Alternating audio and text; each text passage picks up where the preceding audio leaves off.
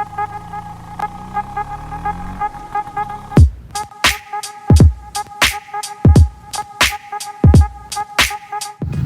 जय श्री राम, जय हिंद। आज हम मौजूद हैं उत्तर प्रदेश की राजधानी लखनऊ में और हम आज चकाचक बात करने वाले हैं अपनी लखनऊ की आवाम से कि पबजी बैन कैसे हुआ, पबजी बैन पर क्या प्रक्रिया है, जीडीपी से क्या तात्पर्य है, आर्थिक व्यवस्था से क्या तात्पर्य है और मोदी जी का अकाउंट जो ट्विटर अकाउंट है वो हैक हो गया, उस पर क्या प्रतिक्रिया है। तो चलिए दौड़ते हैं जवाब की ओर। आप पबजी खेलते हैं? बिल्कुल भाई, बिल्कुल पबजी खेलते हैं, दिन भर खेलते हैं। जी नहीं, खेल ही रहे अभी तो। जी सर। जी अभी थोड़ा बहुत खेलता हूँ। जी हाँ खेलते हैं। नहीं। हाँ खेलते हैं। अमूमन कितना देर खेलते थे पबजी आप? वही 2 से 3 घंटे। और आप? 1 घंटे। और आप? हाँ 1 घंटे। 1 घंटा। 2 घंटे। लगभग 3 से 4 घंटे। हम तो भाई दिन में खेलते हैं 11 से 3, रात में खेलते हैं 1 से 4। ज़्यादा से ज़्यादा 4, 5, 6, 7 घंटे तो हो ही जाते थे। हाँ, मेरी गर्लफ्रेंड सेकंड वाइफ। हमारी इस वीडियो के स्पॉन्सर है फ्रेंड्स डेटिंग ऐप। तो आइए जानते हैं फ्रेंड्स डेटिंग ऐप के बारे में लोगों से। देखिए अब तो पबजी बैन हो गया है, तो आप अब बेसिकली कौन सा ऐप यूज़ कर रहे हैं या करते थे पहले भी? एक्चुअली अभी एक फ्रेंड ऐप है, ठीक ना, तो उसको हम लोग अभी यूज़ कर रहे हैं। तो उस पर हम लोग बेसिकली एक नए नए फ्रेंड बना पा रहे हैं। तो उस पर हम लोग फ्रेंड के साथ गेम खेल पा रहे हैं। I am using friends app where I make new friends and I play games as well. I earn there and that's a fantastic app. Friend app जो है, जो अभी जो चला है सर, काफ़ी अच्छा है क्योंकि इससे फ्रेंड सर्कल भी बहुत अच्छी बन रही है। जो फ्रेंड्स ऐप है काफ़ी है।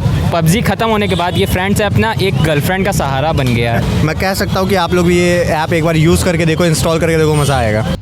सबसे बड़ा झटका आपको कब लगा? पबजी बैन होने पर, अर्थव्यवस्था के गिर जाने पर या कोरोना पर? बैन होने पे। अर्थव्यवस्था गिर जाने पर। क्या समझते हैं आप अर्थव्यवस्था से? अर्थव्यवस्था से बहुत कुछ है। अर्थव्यवस्था से गरीब आदमी की रोजी रोटी चलती है और उसी से अर्थव्यवस्था चलती है। लॉकडाउन की न्यूज़ से झटका नहीं लगा जितना पबजी के हमें, ये जीडीपी गिरी उससे झटका ज़्यादा नहीं लगा झटका भाई, क्योंकि देश की बात है। समझ आ रहा है कि अब फौजी एक गेम आ रहा है। अक्षय सर ने कल बोला है कि फौजी गेम आएगा, तो काफ़ी सुकून मिला है कि अगर ये गेम आ रहा है तो काफ़ी हम गर्लफ्रेंड वाले लोगों के लिए काफ़ी अच्छा है। अब देखिए, इस पे तो हम अपना अलग से राय नहीं दे सकते कि किस पे, क्योंकि उसके लिए इकोनॉमिक्स तो होना चाहिए कि आपको जीडीपी के बारे में कितना पता है। जो अभी आर्थिक स्थिति गिरी है जीडीपी हमारी, जो माइनस में चली गई है, -23% कुछ क्या लगा, क्या कहना चाहते हैं आप उस पर? क्या आपकी राय है? देखिए, अगर आप एक पर्टिकुलर एक सिंगल कंट्री के ऊपर अगर देखेंगे कि एक इंडिया एक ऐसी कंट्री है जिसकी जीडीपी डाउन जा रही है, अगर आप ऐसे देखेंगे तो ऐसे और भी कंट्रीज़ हैं, यूएसए है, चाइना है, ब्रिटेन है, इटली है, फ्रांस है। हर किसी कंट्री की इकनॉमी जो है डाउन जा रही है, तो आप एक पर्टिकुलर कंट्री को ब्लेम नहीं कर सकते कि ये पर्टिकुलर गवर्नमेंट है। सबसे बड़ा जिम्मेदार तो पॉपुलेशन है। पॉपुलेशन इतनी ज़्यादा है कि अवसर बहुत कम है। इकोनॉमी गिरने से सबसे ज़्यादा घटता है। पबजी बैन होने से क्या होगा? ज़िंदगी थोड़ी ना चली जाएगी। जिस हिसाब से मोदी ने खड़े हैं, इस देश को संभाल रहे हैं, कोई नहीं हो सकता। कोरोना से तो 90% लोग सही हो जाते हैं, लेकिन भूख से तो 100% मरना तय है। ये जो सिचुएशन आ चुकी है इस समय, उसके वजह से हम लोगों को बहुत इम्पैक्ट पाया है, जिसके वजह से सामान का एक्सपोर्ट बंद हो गया है बिल्कुल, जिसके वजह से हम लोगों का जीडीपी बहुत डाउन हो गया है। पूरा सरकार पे जाता है, क्योंकि कोरोना काल तो हर कंट्रीज़ में चल रहे हैं, हर जगह इतनी जीडीपी क्यों नहीं गिर गई? जी, अगर आप देखें तो कोरोना को भी कह सकते हैं काफ़ी हद तक, एंड कुछ हद तक आप गवर्नमेंट को भी कह सकते हैं। लेकिन मेरा मानना ये जीडीपी जो गिरी है वो इस समय ऐसी क्राइसिस चल रही है, पेंडेमिक जो है, इस वजह से गिरी है। भाई जीडीपी गिर रही है, इससे मतलब थोड़ी है यार। इतना सारा क्राइसिस चल रहा है, इतने सारे बिजनेस स्टॉप हुए थे, शेयर मार्केट बंद हुए थे, तो जीडीपी पे तो थोड़ा आएगा ही इफेक्ट। वो कोई भी गवर्नमेंट रहेगी तब भी आएगा, चाहे मोदी रहे या फिर राहुल गांधी का ही गवर्नमेंट रहे, कांग्रेस रहे। पबजी बैन होने पे देखिए, कोई भी चीज़ अगर आप करेंगे, अगर आप हद से ज़्यादा करेंगे तो नुकसान ही है। तो यूथ का आई थिंक एक तरीके से देखा जाए तो यूथ गलत डायरेक्शन में जा रहा था, क्योंकि मोस्ट ऑफ द टाइम जो यूथ है आज का वो पबजी पे अपने टाइम स्पेंड कर रहा था। एंड करेंटली अगर देखा जाए तो अभी हम लोग दूसरों को ब्लेम करते हैं कि अनएम्प्लॉयमेंट ज़्यादा बढ़ रहा है, बट हम लोग खुद अपना टाइम नहीं दे रहे हैं। एंड मैक्सिमम टाइम अगर आप खेलने में दिखाएंगे तो आप नौकरी करेंगे नहीं, एंड आप फिर गवर्नमेंट को ब्लेम करेंगे। हमको सबसे बड़ा झटका तो हमको अर्थव्यवस्था पे लगा। दूसरी चीज़ इकोनॉमी गिर रही है, तो हर देश की गिर रही है, खाली इंडिया की नहीं गिर रही है। लेकिन वर्तमान में आप देखेंगे तो पूरे विश्व में कहीं भी आपको जीडीपी सही नहीं मिलेगी इस समय। चूँकि जीडीपी पहले से ही गिर रही थी, अब माइनस में चली गई है। झटका है, काफ़ी बड़ा झटका है देश के लिए। गिर तो बहुत पहले से ही रही है, वो जो 3-3 महीने करके जो धीरे धीरे गिर रही थी। बहुत खुश है, इतना खुश है कि मैं आपसे बता नहीं सकता। आधा घंटा गेम खेल के बर्बाद हो जाता था, अब वो आधे घंटे को मैं कोई प्रोडक्टिव काम में लगा सकता हूँ। और इतना टाइम बर्बाद करता था पबजी, इतना टाइम बर्बाद करता था। जय हो गवर्नमेंट की और जय पबजी। आखिरी बार सलामी दे रहा हूँ सर आपके चैनल के थ्रू। देखिए, मोदी का जो ट्विटर हैक हुआ है उसके ऊपर अगर देखा जाए तो मैं भी रिसर्च करता हूँ, तो मैंने चेक किया कि उसने बस अपनी बात को रखने के लिए उनका ट्विटर अकाउंट हैक किया है। पबजी बैन हो चुका है, अब आपको कैसा लग रहा है? हाँ, फीलिंग गुड। वही फील कर रहे हैं, अगर इंडिया को बैन नहीं करता तो फिर मतलब वो खोले क्यों इंडिया में। बैन करना था तो इनको पहले ही बैन कर देना चाहिए था। अब बुरा तो लगा है, लेकिन क्या किया जा सकता है। सरकार कह रही है कि ये आपकी मतलब सिक्योरिटी से रिलेटेड है, तो सिक्योरिटी से ज़्यादा तो कुछ नहीं हो सकता हमारा। दिल में दर्द हो गया मेरे कि लगा अब क्या होगा। पैसे का बर्बाद हुआ, जो स्पोर्ट्स में हम लोग जो टाइम स्पेंड कर दिए हैं कि हम लोग स्पोर्ट्स में कुछ आगे बढ़ रहे थे, बट वो अब हम लोग का पूरी तरीके से फ्लॉप हो गया। कितने पैसे लगा चुके हैं आप? हमने तो भाई 20-30 हज़ार रुपये लगाए आराम से। तो अब तो आप बेरोज़गार हो गए? बेरोज़गार नहीं हो गए भाई, सब यूसी हैकिंग का काम है। अच्छा, अभी भी पबजी कैसे खेल रहे हैं? अभी भी हैकिंग लगा के ही खेलते हैं हम लोग। तो आपको लगता नहीं कि मन की बात में शिक्षा और बेरोज़गारी पर भी बात होनी चाहिए? बिल्कुल होनी चाहिए सर। इसमें भी इन लोगों को एक ही शेड्यूल निकाले हैं, जो कि 3 पेपर एक ही दिन में करा दिए हैं। इससे पहले आज तक जो कभी नहीं हुआ था ऐसा काम। अब मैं इस पे ही कहूँगा ही, जैसे हम लोगों का अभी फाइनल ईयर का एग्जामिनेशन है, एंड सेमेस्टर एग्जामिनेशन है, तो इस पर क्या डिसीजन होना चाहिए, वो उनका कुछ एक्सपेक्टेशन हम लोग को था कि उनका कुछ एक्सपेक्ट निकल के आना चाहिए, लेकिन उनका कुछ नहीं आया। इट माइट भी हम लोगों को फाइनल ईयर में प्रमोट नहीं करना था। यूट्यूब पे मुझे लगता है सबसे ज़्यादा एक्टिव यूथ रहता है। मन की बात की उन्होंने, यूथ आए, उन्होंने देखा, कह रहे हैं कि इसमें हमारे लेवल की बात नहीं है। 2019 से 2020 में वैकेंसियों को जो डिक्लाइन हुआ है वो आज तक कभी नहीं हुआ, और ये ज़रूर देखना चाहिए मोदी सरकार को, क्योंकि विपक्ष का लगभग ख़त्म ही हो जा रहा है। विपक्ष को भी इन मुद्दों पे उठाना चाहिए। वो पाकिस्तान, चीन के पीछे पड़े रहते हैं, इन मुद्दों पे बात करें। विपक्ष भी इन मुद्दे से भटकता है, क्योंकि उसने पहले गलतियां की हैं, तो उस मुद्दे पे कैसे बात करें। मोदी जी की मन की बात में आपको बेसिकली क्या लगता है कि वो अपने मन की बात कर रहे हैं या फिर जनता के मन की? जनता की मन की बात कर रहे हैं, वो जनता की मन की बात कर रहे हैं, और वो हर एक कदम सही उठा रहे हैं। एकदम मोदी मैं सपोर्ट हूँ, मैं बीजेपी का बहुत बड़ा सपोर्टर हूँ। तो लगता है कि वो उनकी मन की बात है जी, वो अपने मन की बात भी करते हैं, जनता की मन की बात भी करते हैं, लेकिन एक बेरोज़गारी वाला मुद्दा वो नहीं उठा रहे हैं। वो जो सबसे बड़ा मुद्दा जो बेरोज़गारी का, वो उठा लें और उससे जनता की बात भी सुने।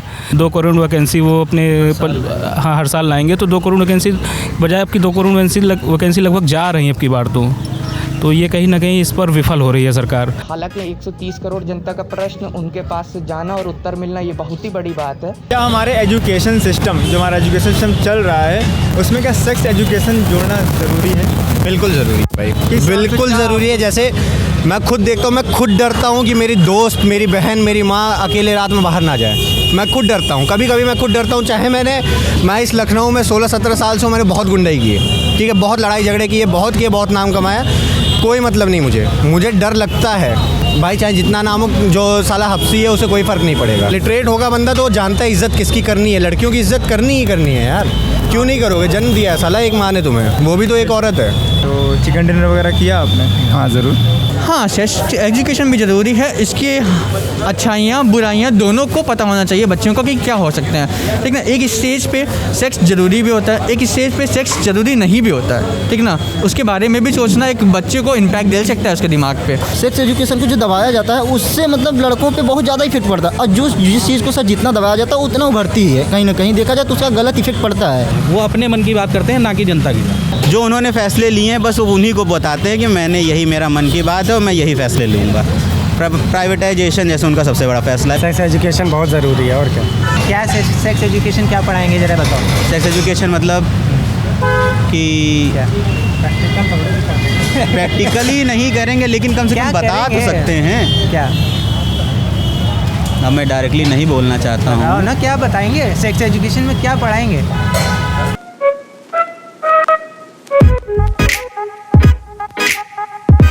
आवर शो इज़ को पावर्ड बाई जय भोले फ्रूट्स एंड कंपनी। सर, क्या लक्ष्य है आपका?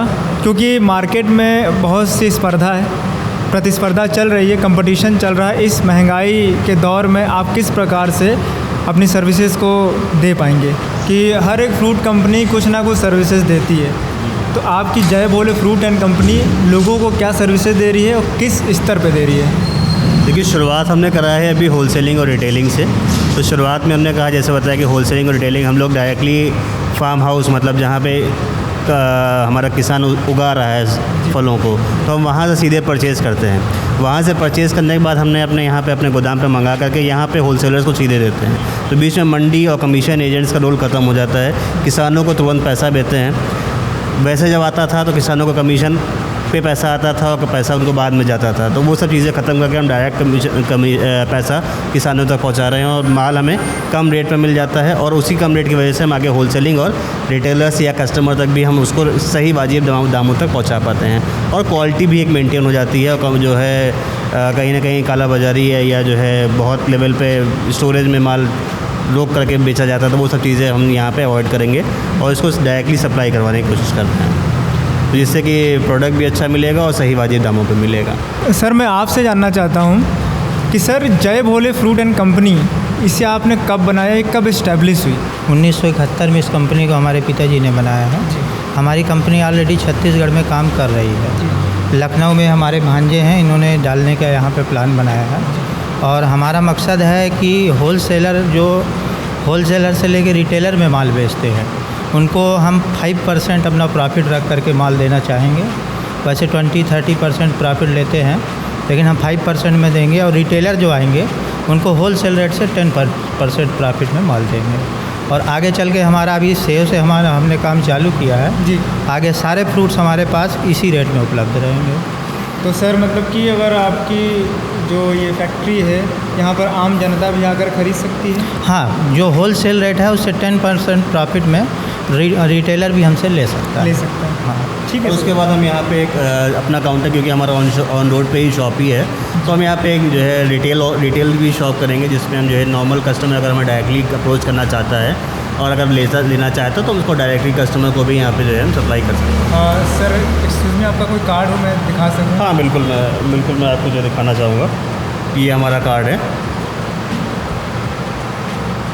इसमें हम 4 लोग कंपनी में जो है एज अ डायरेक्टर हैं, तो चारों लोगों का नाम लिखा हुआ है। जय भोले फ्रूट एंड कंपनी हमारी कंपनी है। सभी फलों का थोक के विक्रेता और कमीशन के जो भी एजेंट्स हैं, उनको हम यहाँ पे अपने लेवल पे ला करके और कम से कम दामों में चीज़ों को आगे प्रोवाइड कराते हैं। पता हमारा कृष्णानगर में, आलमबाग कृष्णानगर लखनऊ का है। कोई भी अगर ग्राहक या कोई भी होलसेलर हमसे अगर संपर्क करना चाहता है किसी भी प्रकार के फलों की सप्लाई के लिए, चाहे वो सेब हो, जैसे आजकल सेब की मार्केट चालू है, फिर केला हमेशा ही रहता है, 12 मास रहता है, अनार है, संतरा है, किसी भी तरह के कोई भी फल की रिक्वायरमेंट किसी को भी आती है तो हमसे संपर्क कर सकता है और वाजिब दामों में इसको उपलब्ध कराएंगे। और हमारा उद्देश्य यही रहेगा कि हम आगे चल करके इस कंपनी को बहुत उच्च स्तर तक ले जा करके एक यूपी और उसके बाहर भी इसको इस्टेब्लिश करें। बिल्कुल सर, जाएगा। जी सर। जी सर। सो धन्यवाद मैं देना चाहूँगा आपकी भी टीम को कि आपने अपना समय निकाला और यहाँ पे आए। तो जहाँ तक बात करें प्रतिस्पर्धा की या लक्ष्य की, तो सबसे बड़ी बात यह है कि जब हमने इस कंपनी को स्टार्ट करने के लिए सोचा तो हमारे पास कारण बहुत थे। आप लॉकडाउन में देखे होंगे कि किसान बहुत सारे ऐसे थे जो कि अपनी फसलों को रोड पे फेंक दे रहे थे। बहुत सारी चीज़ें ऐसी थी कि जो कि किसानों के लिए कष्टकारी थी और कहीं ना कहीं हमारा कंज्यूमर भी जो था वो उसको उस तक प्रोडक्ट नहीं पहुंच रहे थे। सही है। तो कहीं ना कहीं हमारी एक सोच है कि हम किसानों के द्वारा सीधे हमारी ख़रीद होती है, तो उससे क्या होता है कि प्रोडक्ट की क्वालिटी जो होती है वो हमेशा अच्छी बनी रहती है। साथ साथ में अगर हम बात करें किसानों को एक अच्छा रेट मिल जाता है, बीच में जो बिचौलिए हैं उनका काम ख़त्म हो जाता है इससे। कंपनी के माध्यम से सर क्या संदेश देना चाहेंगे रिटेलर को भी, होलसेलर को भी, जो हमसे ज़्यादा से ज़्यादा आपसे जुड़ सकें? सबसे पहले ये संदेश देना चाहूँगा, जो लोग भी बेरोज़गार हैं, जिनके पास काम धंधे नहीं है, चाहे वो अनपढ़ हैं, शिक्षा नहीं है उनकी, वो अगर हमारी कंपनी से जुड़ना चाहेंगे तो हम उनका स्वागत करेंगे। हम उनको कम से कम रेट में माल दे करके और अपना फुटकर दुकान लगा के सेल कर सकते हैं। और आप लोगों से मैं विनती करूंगा कि ज़रूर आप लोग जुड़ें और शॉपिंग करें, ख़रीदें, क्योंकि ज़रूरी है फल खाना, फल है तो सेहत है। धन्यवाद।